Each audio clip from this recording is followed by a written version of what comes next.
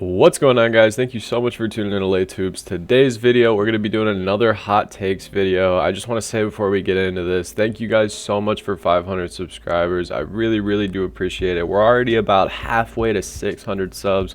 The support on last video and the videos I've been dropping these last 2 weeks has been unreal since my return. From the bottom of my heart, guys, just know that it really means a lot that you guys give me the chance to just post this content and we can all create a positive hoops environment in the comments. It really just blows me away every time I get on my computer and I see a new comment from you guys that just want to talk hoops. As you guys can see, I put out a poll asking if for my 500 subscribers special to celebrate this milestone if we should do a hot takes video, and the support was pretty overwhelming for yes. So here we are with your guys' hot takes. This is the second hot takes video. If you guys want to check out the first one with your takes, it's in the description below. So without further ado, let's get into your first hot take of the day. Again, all these takes are submitted by you guys on the poll, and the first one is that Nuggets will win out the West and Jokic will win his first ring this year. Now, I guess you'd say that about half of this is a hot take and half of this isn't, because as the Nuggets sit in the 1 seed this season, even with some injuries that have been happening, they show really no signs of slowing down. So I don't doubt that they'll win out the West, but barring the correct or incorrect, I guess you'd say, playoff matchup, it's going to be pretty hard for them to get through the West, handedly this year. Now, in my opinion, it doesn't look like there's a team that can stop Jokic. Obviously, if you guys saw yesterday's video, you know how high I am on him. I think come playoff time, it really just matters if the Bruce Browns and the KCPs and the Aaron Gordons, if they're playing up in the Bones Highland, that's the name I forgot to say. If they're not playing up to the par that, the Golden State Warriors are going to be playing, if they can, make it back in the playoffs, or some of these other teams who have been there and done that, like, yes, the Warriors or the Suns or the Clippers, like, they could be the 8 or 7 or 6 seed, or even barely make it into the play-in and then, make it into the playoffs. That doesn't mean you can just take them off your radar because of where their standing is. They've been here, they've done that. The Warriors in specific have, obviously a 3-point run away with the lead type of style and brand of basketball. And that's something that the Nuggets might have trouble defending. I guess we're just going to have to see when we get there. I don't hate this take. I definitely agree with the first half of it. As for the second half, we're just going to have to see and cross that bridge when we get there. But I do think it's very possible Jokic wins his first title. The second take coming in from Paprika Finesser. Luka Dončić is going to have the Harden treatment. Like, people are going to call him selfish and a stat patter because of him not winning. Now, honestly, this is something I've discussed about, or talked about rather, a little bit on this channel. How I think people are going to start comparing him to that 2018 version of Harden where he boasted incredible stats and they were actually the 1 seed for a while in the West. But like this man says, Paprika Finesser, people call him selfish and a stat patter. And honestly, I think that just comes with people hating, successful people and people that are great. Now, I do agree to an extent that a little bit of Luka's playstyle is selfish and a little bit of it is inefficient too. At least Harden, for the most part, was relatively efficient, especially when it came to getting to the free throw line and getting his shots up. Luka is not the greatest 3-point or free throw shooter. The game that they share, it's pretty similar, but Harden just, I don't know if this makes sense or not, but it seems like when Harden was passing and assisting the ball, it wasn't going for a triple-double. It was because the looks were actually there. When I watch Luka play, it's just a little bit confusing sometimes. I can't tell if he's playing to win a championship or if he's playing for a 30-point triple-double. I would love to just see Luka get more help so this stigma kind of goes away, because I do think at the end of his career, if he doesn't get any help, that people are going to continue to just say that he was selfish and he was stat padding. Because every night so far this year for the Mavs, it's just looked like he's 1v5ing. So it's like, yeah, he may be stat padding and he may be quote-unquote selfish, but does he have any other options when his roster makeup is Spencer Dinwiddie is your second best player, or maybe Christian Wood, who comes off the bench all the time because Jason Kidd won't start him, as your second best player? Like, I don't know. I think they need a couple more shooters and maybe another all-star center or an all-star guard back into the mix just to help Luka out and just so the offensive pressure isn't always on him, because I can guarantee you all other 29 coaches are just pulling him up in the film room and saying, okay, we need to do this, this, and that to stop Luka. And then it just makes Luka's game look so hard. So I would definitely agree with this take. This is a really good one. Third one coming in from Coops Edits. Victor Wemby will be out of the NBA in 5 seasons. This is a take I 110% agree with. I don't necessarily hope it comes to fruition. Like, I would be very happy if this young man had a great NBA career and, you know, went on to play for a long time. But just the way he's built and the play style he has, like, I've seen this story before. You know, he's so tall and so skinny. And, I mean, look at Chet. Like, Chet Holmgren already got hurt. And I'm not saying his career is going to be 5 seasons long, but he is a good example of this. You know, Bull suffered injuries when he first got into the league. I feel like but the NBA media is putting way too much hype on someone who's so young. And if his mental isn't strong while dealing with any injuries he may come into, it's going to be hard. I mean, you watch the games that this man plays right now, and not to be rude, but the league he's in is way less physical and way less dominant and way less intense than the NBA. And it's also not 82 games a season. If he wants to have a long and healthy NBA career, he's really going to have to start taking care of his body. I agree with this take 110%. But again, I really hope that his career, he has a long and healthy one, because I wouldn't wish injury on any NBA prospect or player. From Trade Posey comes our 4th and 5th hot take that Fred VanVleet is washed up and PG may be gone and out of LA. For the first one, I'm gonna say Fred. I don't think he's washed up per se. I just think he's probably tired of where he's at. And he came out in an interview and said that he wasn't tired where he's at and that he didn't decline that $104 million extension. But in my eyes, it just looks like the fatigue is starting to set in. You know, I think the other night he had like 27 and 10 against the Timberwolves. And then the night before that, he had like a 35-point game. And the night before that, he had like a 39-point game. So clearly Freddy isn't washed up.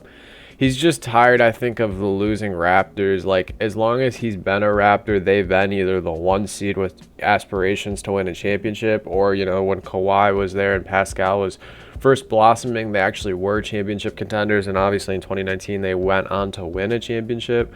I don't think he's washed up. I just think he needs to change the scenery. And as for the end of PG in LA, I would shut that down right away, because I don't think Paul or Kawhi is going to get traded ever. I think this era of those two forwards is going to be one that lives on for a while, especially because of how much capital they gave up to make this happen. And Steve Ballmer, the owner of the Clippers, he seems super high on this duo, even on their worst nights. So while I kind of agree that it's possible that Fred could be washed up in Toronto, I don't think he's washed up totally. And I do not think PG will get traded. But again, these are 2 really solid takes. Number 6 coming in from Demi. Hot take: DeJounte Murray will help Trae Young get back to his regular season self and take the Hawks to the playoffs. So for the first time, or one of the first times this season, the Hawks are actually the 8th seed and over 500. I feel like this take is pretty solid, just because having DeJounte Murray in that Atlanta locker room and on the court, it takes another level of pressure off of Trae Young to perform at the level that he does and kind of be that villain arc that people somewhat forced on him. Obviously, he was pretty accepting of it, but I just heard the other day that he said that that's not how he wants to be perceived. I feel like having someone in that team who can average 20 and 5 and 5, or even north of 7 assists a night, is just really helpful for Trae Young. You know, this is the type of player that Luka needs, going back to that take earlier. I would just wish for this Hawks team that John Collins would step it up. Like, I really don't know what happened to that man. And if he's not going to step it up, I think it's time to let him go. I feel like this take is really solid. The Hawks are probably going to make the playoffs, but I think after the playoffs, after they lose in the first or second round, whatever it may be, we're going to see a lot of change-ups with either Nate McMillan or John Collins or Bogdanovich. Like, I just think some of these names that, you know, they thought maybe would help them, you know, once they got to that conference finals against the Bucks.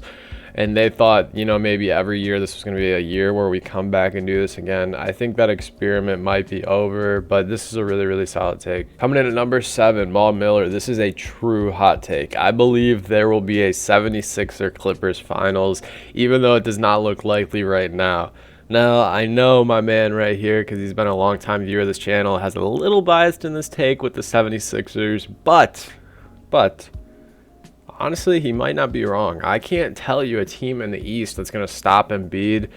And as far as the Clippers go, I'm still relatively high on them, even if they've been unhealthy this year, even if they've been struggling some nights when they're healthy. I think the Clippers have a wonderful coach. I think they have a great roster, one of the deepest teams in the NBA. And as far as the Sixers go, they look better and better every single night. The duo of Harden and Embiid looks better and better every single night. They finally got Maxey back, and they've been running him off the bench, starting D'Anthony Melton. And he's been really, really solid just getting back into the swing of things. Tobias Harris is actually looking efficient, which if you're a Sixers fan, I know you're super happy about because that dude is so hit or miss since he got that big old contract. This could be a wonderful finals. Like, this is a finals I would not miss a second of. I mean, obviously, I'm probably going to be watching the entire finals, barring whoever it is, but this would be so remarkable. This is definitely a hot take. Most people would say no to it. Honestly, man, it's possible. I wouldn't rule it out of the realm of existence. I hope in a couple months you can come back to this video in this moment and look at yourself predicting the future like a little genie. Again, this is a great hot take. This is what these videos are all about. From Cowbell Studios Lego, he says Gary Trent Jr. is a top 15 player in the NBA. This is another piping hot take. I would probably have to say no, dude. He's been so, wishy-washy this year. He's been so efficient. There's 15 guys in the NBA that are probably averaging above 25 points a game. Maybe if he was on his own team, taking every single shot, you can make a case for this. But for now, I'm definitely going to have to say no. This is, like I said, a piping hot take. Gary, he's a great role player, and he's a great, player to just have on your roster as someone who can shoot the ball and just, play defense and have active hands. I think he was great in Portland. I think he's been great in Toronto. But like I said, he's been a little bit inefficient to start this year. He's been picking it up recently again. But I would say that no, he is not a top 15 player. Next take, back at Demi. He says, hot take, Tatum or Mitchell could win MVP. Mitchell with that injury, I'm instantly crossing him off. The MVP race is too tight that if you miss any time, you're not going to win the MVP. And it sucks, but it's just how it works when you have Jokic and Embiid and Tatum, and you used to have Giannis, but he's been in a slump. You have Luka, Dončić, the list goes on forever. I think as the Celtics sit as the 1 seed and Tatum boasts incredible averages, he definitely has a shot. But I really do think this is the year that Jokic makes history and takes his 3rd MVP. So this is a good take, and I agree with it. Kind of if Jokic didn't exist. Back to Trae Posey with our next one. He says Zion is an injury nightmare, but the Pelicans are better off without him, ? I would say the first part of this is obviously true. Zion gets hurt a lot, but the second part of it is no. Definitely not better without him. When Zion's on the floor, that team's defensive rating skyrockets, the offensive rating skyrockets, the efficiency that Zion has, true shooting and, all over. It's amazing. Maybe you're saying the Pelicans are better off without him in the sense that, giving him a super max is not helping if he's not playing. That part I would say is true. But assuming everyone's healthy, this Pelicans team is a championship contender when Zion and B.I.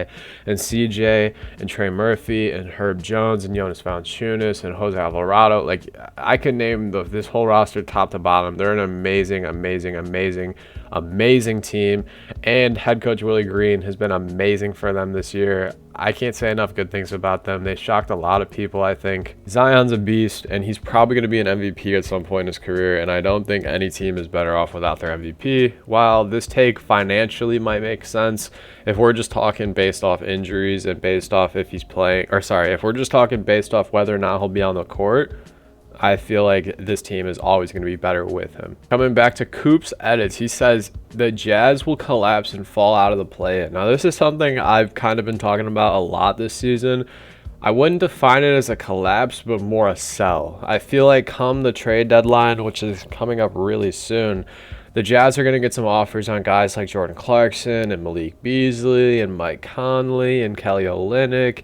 All those players are going to get, they're going to call up. Like, Danny Ainge is going to receive calls about these players, and they're going to have to make that decision of, are we going to mediocrely compete, or are we going to pick up the phone and, sell for more picks, because that's what we've been doing all year and we didn't even expect to be here in the first place. If I'm the Jazz, I think the answer is obvious. I think it's time to sell and, maybe dip down back into the lottery. And then just hopefully next year get some real contending help for Larry. I think everyone on that roster should be pretty untouchable except for Larry and Walker Kessler. Just because you didn't think you were going to be here anyways, so I agree with this take, but I wouldn't say collapse. I would say they were just sell. The final take of this video comes back to Trae Posey, and he says Miami is the worst built team in the East. When will they show it? I would say this is pretty accurate. I'm not going to lie. Not when it comes to all teams. I would say if you changed it to Miami is the worst built team of the contenders or of the playoff teams, I'd say yes. They have a wonderful coach. They have a superstar in Jimmy Butler. They have an all-star caliber big in Bam Adebayo. Outside of that, you have a shot-chucking six-man in Tyler Hero, who's in and out of the starting lineup. You have Kyle Lowry, whose age is showing more and more every single day. You have Duncan Robinson, who you're paying 90 M's to sit and ride the bench. You have great pieces like Gary Vincent, who's, balling out, and he's on a nothing contract. Same with like Max Strus. These are all great pieces, but this roster needs a big 180 and a big switch if they're going to contend and compete. I feel like they'll show it first round of the playoffs, but I really hope they don't. I hope they make some moves at the deadline so that the inevitable doesn't happen. But that was me, and that was my times, and that was your guys' hot takes. Let me know in the comments which ones you guys agree with and which ones you guys disagree with. Thank you for everyone who on such short notice submitted these hot takes. I appreciate you guys' support as always. Again, thank you so much for 500 subscribers. I hope you all have a great rest of your day. Peace.